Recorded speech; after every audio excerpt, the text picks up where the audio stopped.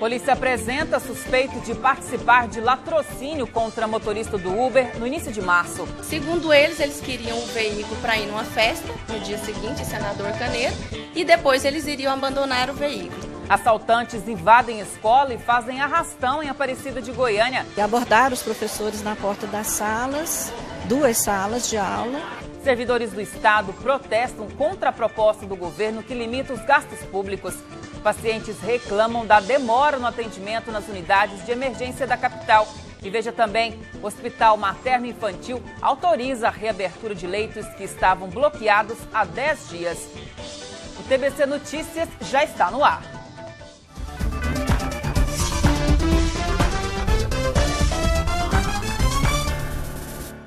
Olá, boa noite. Começamos esta edição falando que a polícia prendeu o segundo suspeito de assassinar o motorista da Uber aqui em Goiânia. O assassinato aconteceu no último dia 8 de março.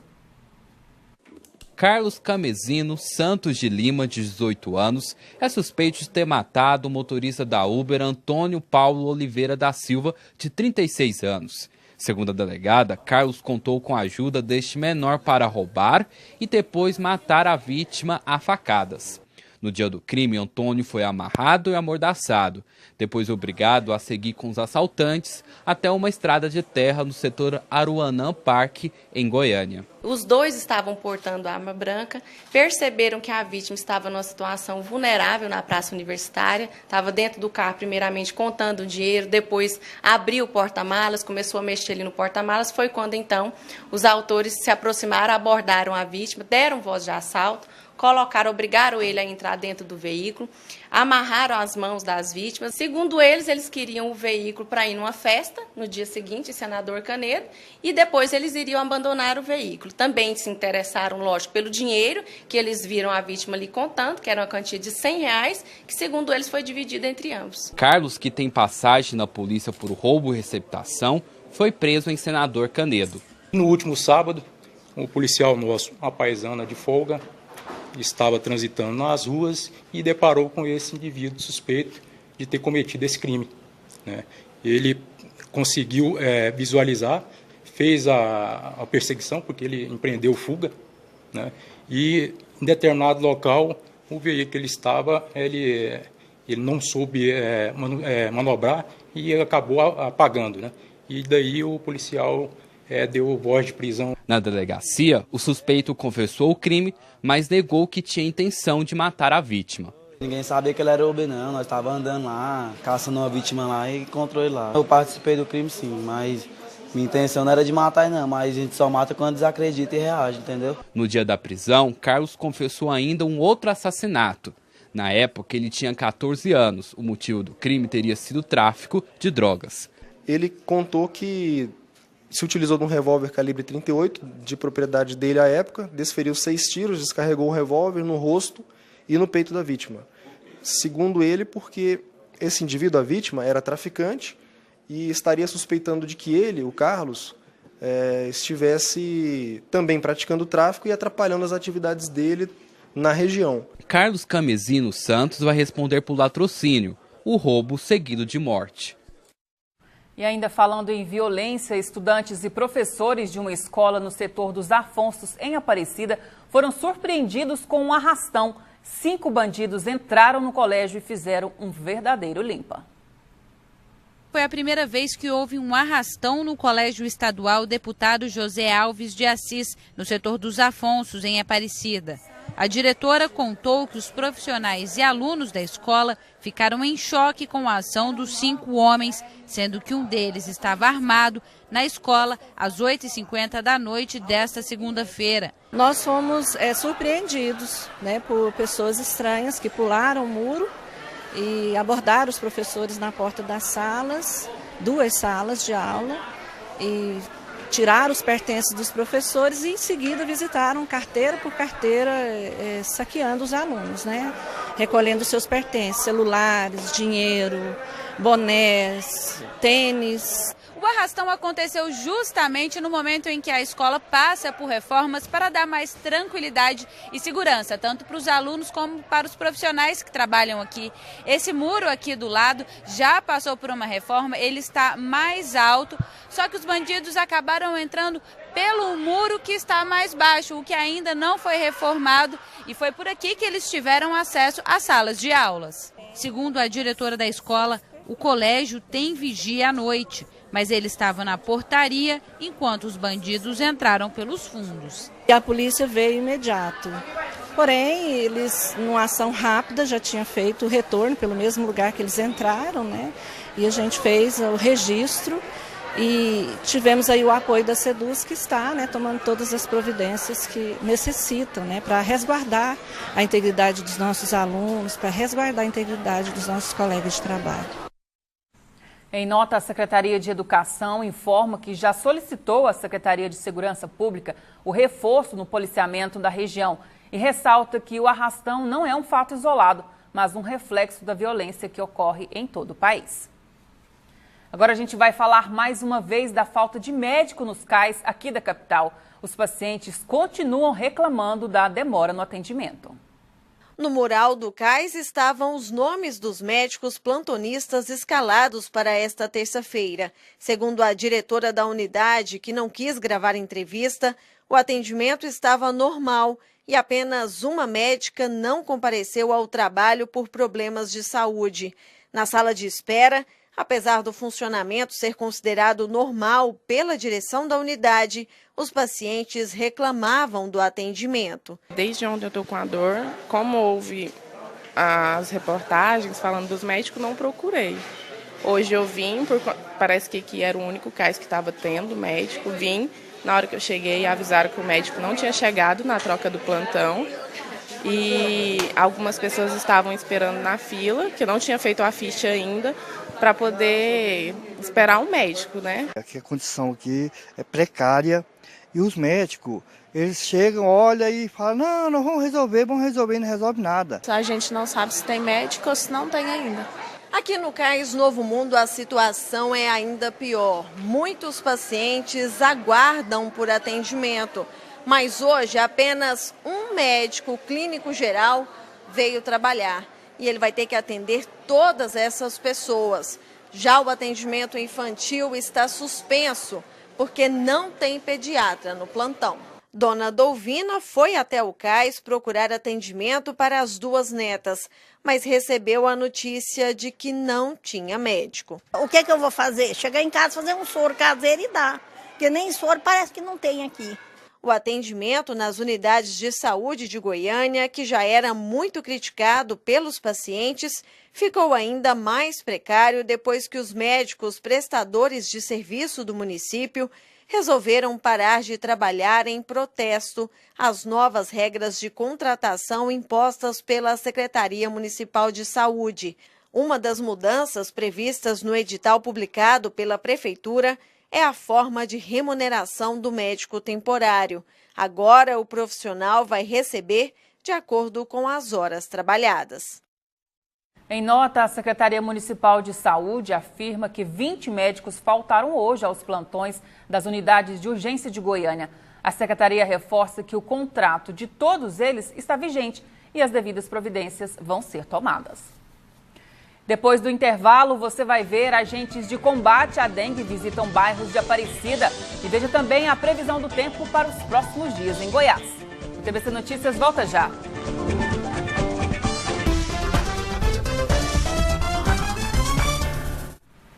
E voltamos para falar sobre o combate ao mosquito da dengue em Aparecida de Goiânia. Mesmo com os números positivos, a vigilância e o trabalho dos agentes não vão diminuir. A Força-Tarefa de Combate ao Aedes em Aparecida de Goiânia se reuniu para fiscalizar 7 bairros. O trabalho dos agentes é para diminuir ainda mais o número de casos confirmados de dengue na cidade. Esse ano, foram notificados 2.748 casos, contra 7.098 no mesmo período do ano passado, segundo a Secretaria Municipal de Saúde. Os agentes vão começar as visitas aqui no Buriti Sereno 1, 2, 3, 4, no Jardim Tiradentes, Jardim Tropical, Colina Azul, Aeroporto Sul 2 e Alto Paraíso 1. Mas a expectativa é que esse trabalho se estenda para os outros bairros de Aparecida em breve. O trabalho do agente é continuidade, comprometimento, eles são totalmente capazes, competentes, estão dentro de todo um programa de assistência através da Vigilância e Saúde do Ministério da Saúde e para a população é conscientização. O nome é educação e conscientização, eliminação do foco. O prefeito de Aparecida participou da ação e disse que as visitas dos agentes vão ser realizadas em casas e comércios da região, mesmo com o fim do período de chuvas. O nosso trabalho, de fato, é junto com a comunidade fazer um trabalho para que nós possamos reduzir o número de dengue, chikungunya, zika que possa ter aqui nessa região. Apesar das chuvas fortes dos últimos dias, dados da meteorologia apontam que choveu menos em Goiás do que era esperado para o verão. Mesmo com as chuvas fortes nos últimos meses, a média no verão ficou abaixo do esperado. Em algumas localidades ficou abaixo, principalmente a região mais leste do estado e a região mais norte do estado também, né? Então ficou abaixo, em torno de 50% do esperado foi o que ocorreu.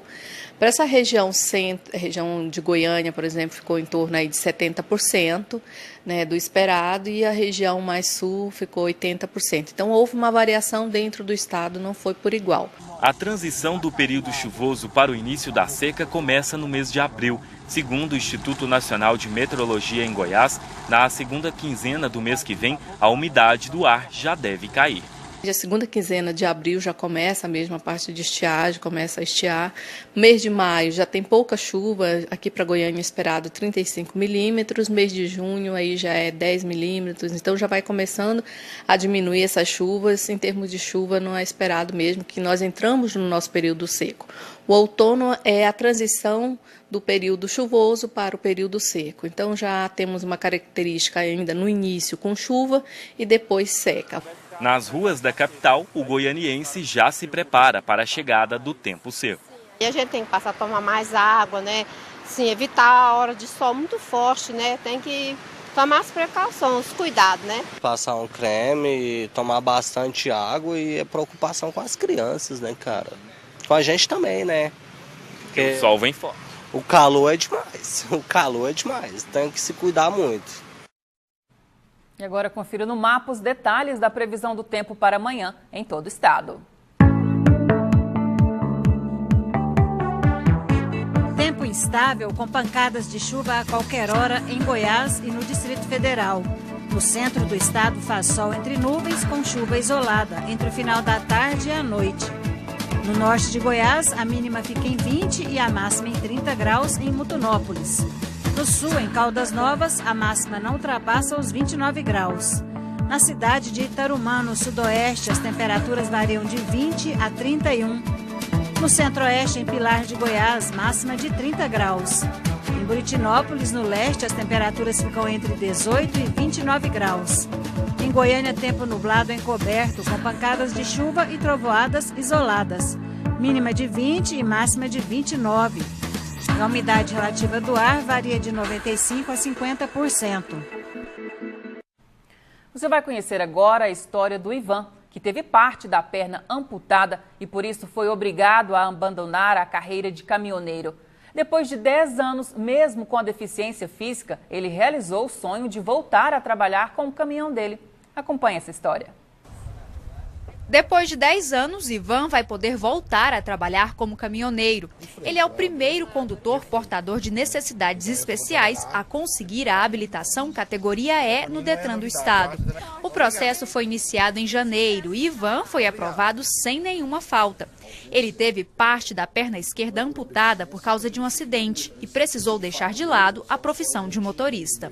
Estou muito feliz, né, em pegar minha categoria de volta, né, depois de 10 anos, né, sabendo que a partir de agora eu já posso conduzir um veículo articulado, né, que tem minha categoria E, né, voltar a trabalhar na minha função de carreteiro que eu sempre trabalhei, né? Desde quando eu comecei a trabalhar como profissional, foi na área de transporte, então agora eu posso retornar a fazer o que eu sempre fiz, o que eu gosto de fazer. A possibilidade do Ivan obter a carteira E veio com uma decisão de um juiz federal de São Paulo, que contrariou uma norma do Conselho Nacional de Trânsito que proibia deficientes físicos de trabalhar como motorista. O juiz argumentou que a medida feria a Constituição Federal, que garante igualdade de tratamento a pessoas com deficiência física. A expectativa do Detran é de que, a partir de agora, mais condutores com algum tipo de deficiência procurem o órgão para tirar a habilitação que permite exercer a atividade de motorista. A intenção nossa é que todas aquelas pessoas que têm alguma deficiência, que necessitam da carteira de habilitação, quer seja D ou E, para a atividade do trabalho, venham até o Detran para que a gente possa, juntos, encontrar uma alternativa, uma saída para que essa pessoa possa continuar no mercado de trabalho. Quem tenha a oportunidade de fazer, né, faça como eu fiz, né, a oportunidade que o Detran está apoiando, dando iniciativas, força para a gente tirar, né, que antigamente não tinha, hoje já tem. No próximo bloco você vai ver recém-nascido abandonado em Aparecida, recebe alta e passa bem. E ainda CMTC e Ministério Público discutem melhorias no transporte público. Não saia daí, voltamos em instantes.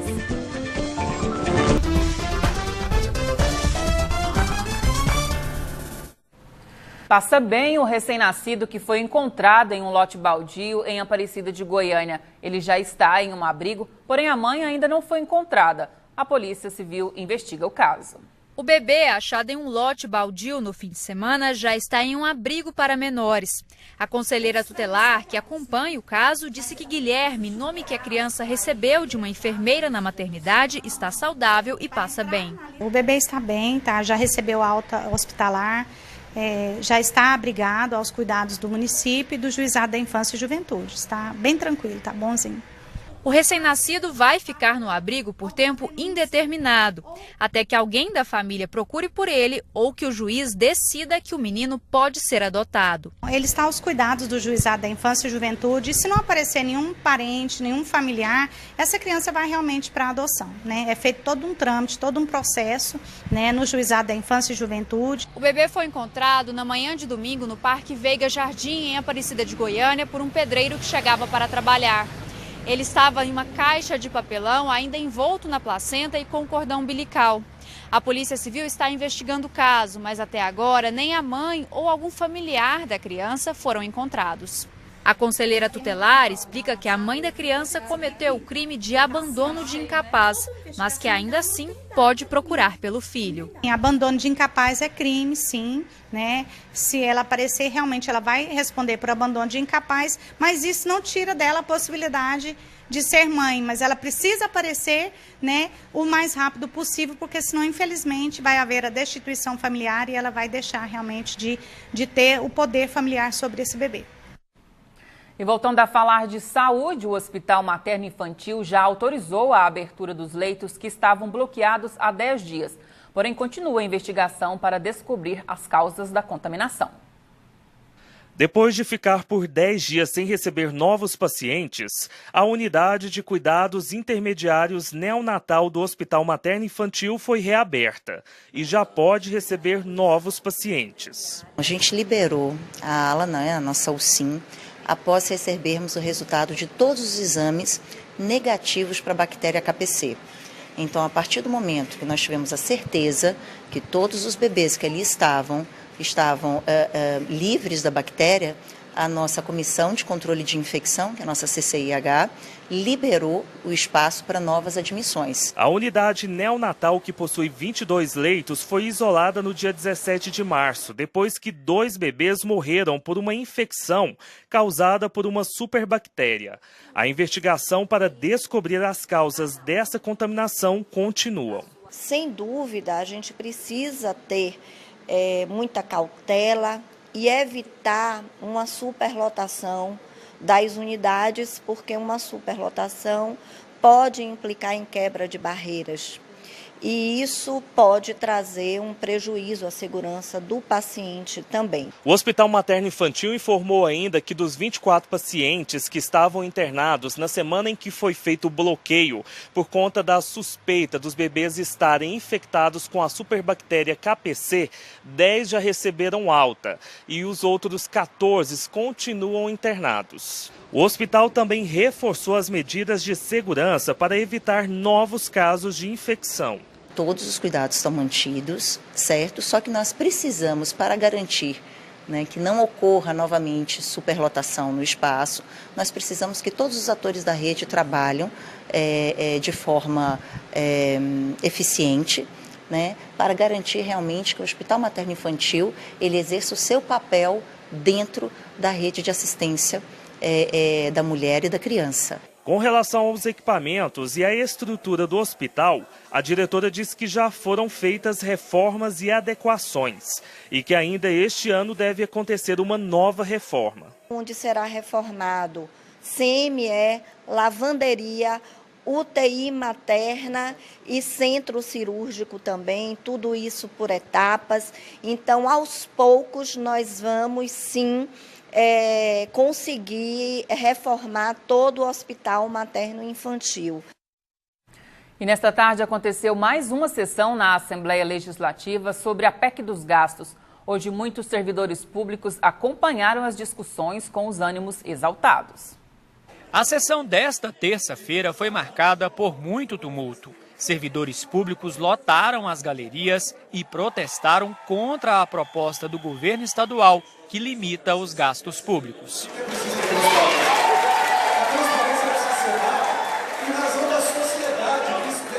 Caso a proposta seja aprovada, os gastos do Estado ficarão congelados por 10 anos. Para o presidente do Sindipúblico, o projeto do governo traz prejuízos para os servidores.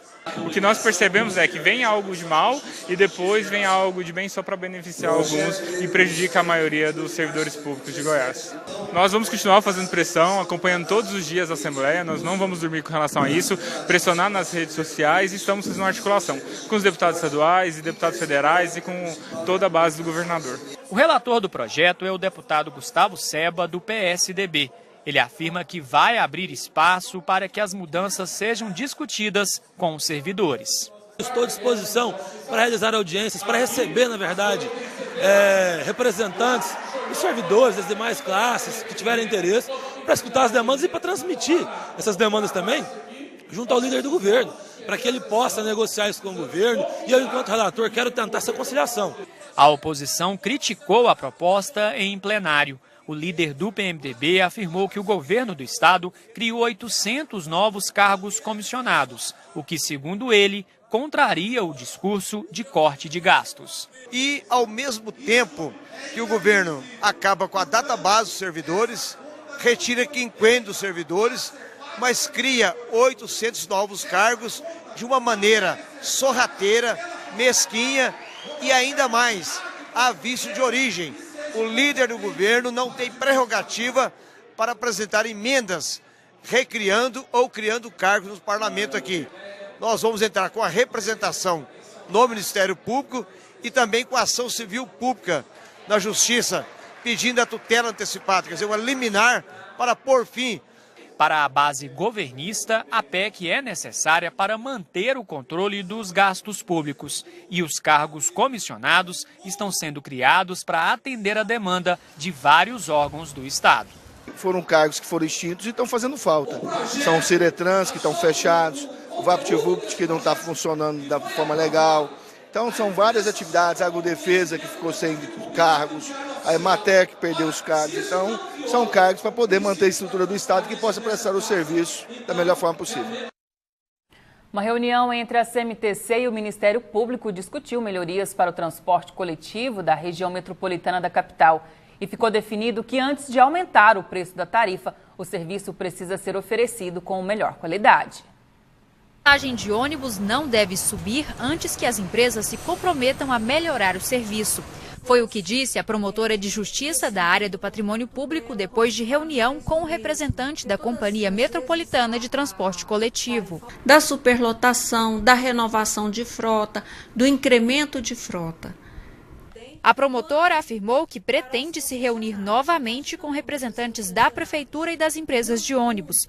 A intenção é produzir um documento com as melhorias que precisam ser feitas antes do aumento da tarifa.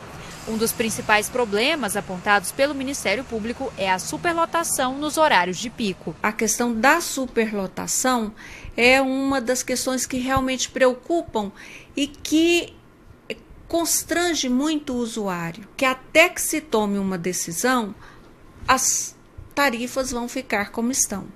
As empresas de ônibus querem aumentar o valor da passagem de R$ 3,70 para R$ 4,00.